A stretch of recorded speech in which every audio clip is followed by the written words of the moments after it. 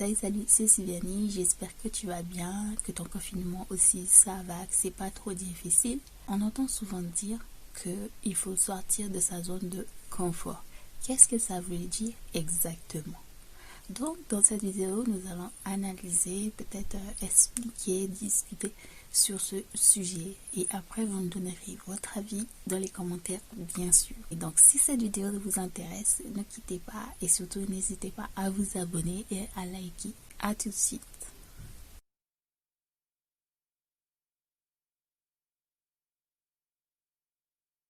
Donc déjà la zone de confort c'est laquelle? La zone de confort pour moi c'est la zone dans laquelle on est bien pas encore lancé dans les choses qu'on a prévues et on a nos habitudes de distraction. On fait pas plus d'efforts que ce qu'on nous demande en général. La zone de confort représente la routine de la vie en fait, avec toutes les activités, toutes les choses qu'on a à en faire. On n'a pas spécialement d'objectif à part aller travailler par exemple. Pour sortir de sa zone de confort et aller vers sa zone de génie, ça nous demande de dépasser deux autres zones avant d'arriver vers sa zone de génie, c'est-à-dire la zone de grandeur où on ose enfin. Je vous parler de deux autres zones qu'on doit dépasser avant d'arriver dans sa zone de grandeur. La deuxième zone qui nous empêche plus ou moins d'atteindre notre zone de rêve, d'accomplissement, ce serait, je dirais, la zone de peur.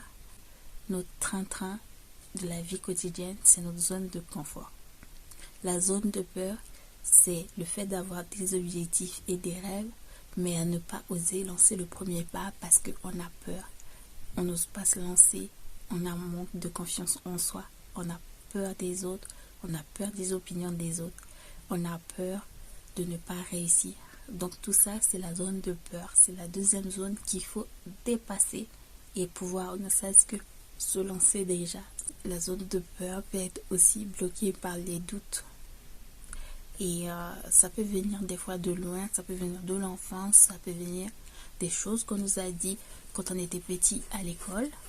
Ça peut venir de notre entourage, ça peut venir de notre conjoint qui n'a pas confiance en nos projets. Donc la zone de peur là peut aussi regrouper toutes ces pensées négatives qui nous bloquent et nous empêchent de croire en nous. Parler de la troisième zone qu'il faut ensuite dépasser encore pour atteindre sa zone de grandeur. Donc la troisième zone à percer avant d'arriver à sa zone de grandeur, c'est la zone d'apprentissage.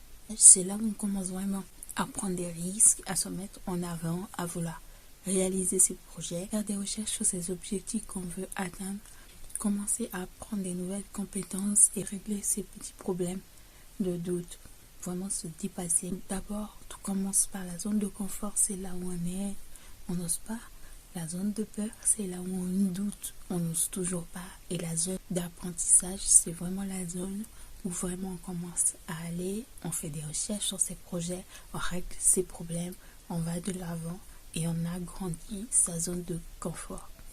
Parce qu'en effaçant sa zone de peur, on agrandit sa zone de confort sur ses peurs. En voulant réaliser ses projets, on agrandit encore sa zone de confort.